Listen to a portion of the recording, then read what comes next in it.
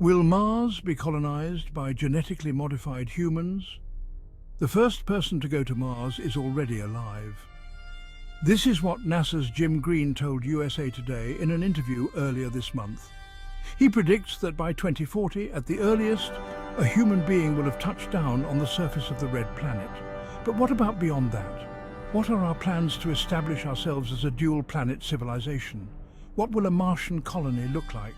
And are we ready to live on this remote, hostile world? Or will humans need to have their DNA edited?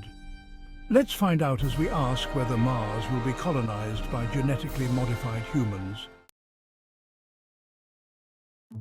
Mars is a planet which may have once harbored life forms, and according to recent investigations by the Mars Curiosity rover, it may still do today. The discovery of the building blocks of life on the red planet has given us hope that a human colony may be able to sustain itself on this seemingly barren world. A report in the journal Science, published in early June, detailed the analysis of Martian soil samples taken 3 years ago from mudstone found in the Gale crater. Curiosity drilled these samples out of an area 5 centimeters below the Martian surface, with the soil in question having been preserved in sulfur for over 3 billion years during a time when Mars is thought to have possessed liquid water. These subsurface samples seem to back up that theory, as they were found to contain traces of organic materials.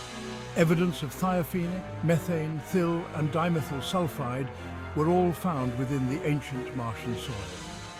These materials can be created by the interactions between rocks and water. However, organic molecules can also be produced by life forms, as can methane. Methane, which was the subject of a second paper based on Curiosity's findings, was also published in Science. The summary of a project led by NASA's Christopher Webster revealed that Curiosity had been used to measure methane in the Martian air. It was discovered that the levels of Martian methane increased threefold in summer compared to winter. A change of this magnitude only ever happens on Earth when global warming melts Arctic ice or when there's a new item on the Taco Bell dollar menu.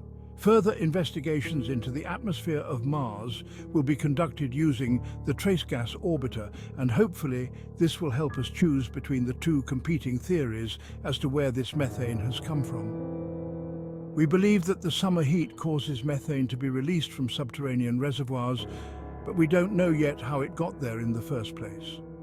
It could have been the result of Martian geological processes, but methane is also produced by life forms.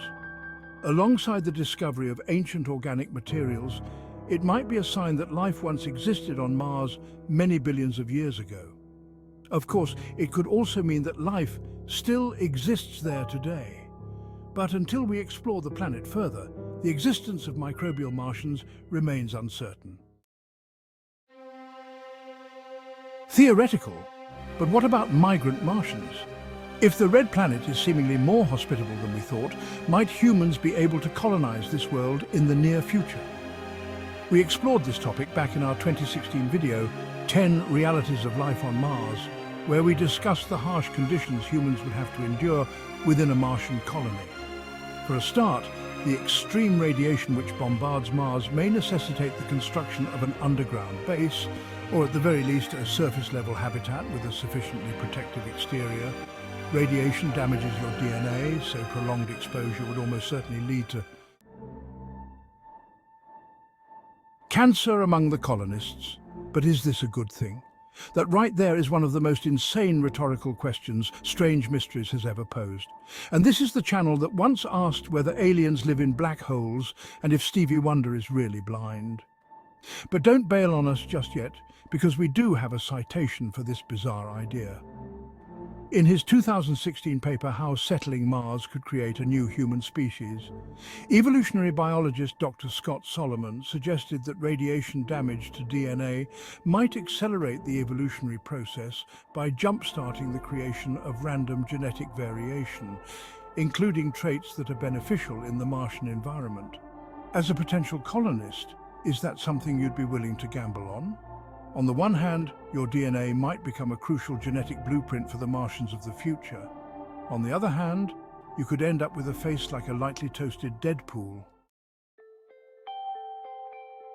Solomon believes that one of the variations Martian colonists may experience is a change to skin pigmentation. On Earth, our bodies produce melanin, which acts as a form of natural sunscreen.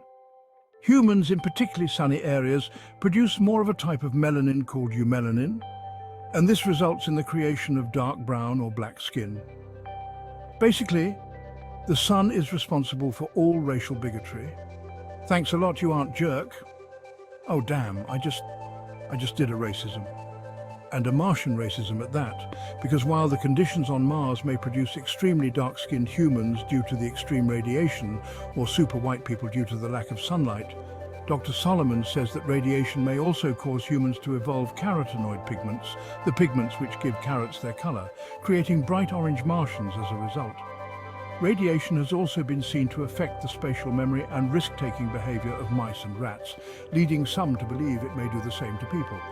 Dangerously irresponsible orange humans with poor cognitive abilities. What does that sound like? Oh, I know, a Donald Rumsfeld. Yeah, that's the one. Furthermore, the lack of sunlight on Mars may cause the ancestors of our Martian colonists to develop big manga-style eyes with larger, more effective retinas required than here on bright, sunny Earth. I guess there's no need for anyone to take their waifu pillows to Mars then.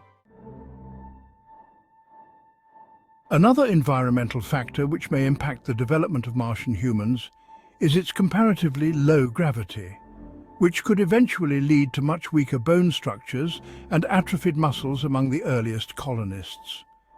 This means that the most likely to survive on Mars are the colonists who already possess big, strong bones, eumelanin skin, and lovely big peepers. But can we really afford to leave the future of a Martian outpost to natural selection? Or should we intervene beforehand? A recent paper published in the journal Futures suggests that reproduction on Mars may prove more difficult than we think, and a cosmic Kama Sutra isn't going to help one bit. Many scores of children and adults could die during the establishment of a colony, so it may be more ethical to imbue colonists with the genetic traits required for Martian life rather than leaving it up to evolution. Gene editing tools like CRISPR could be used to implant colonist-friendly attributes into embryonic humans.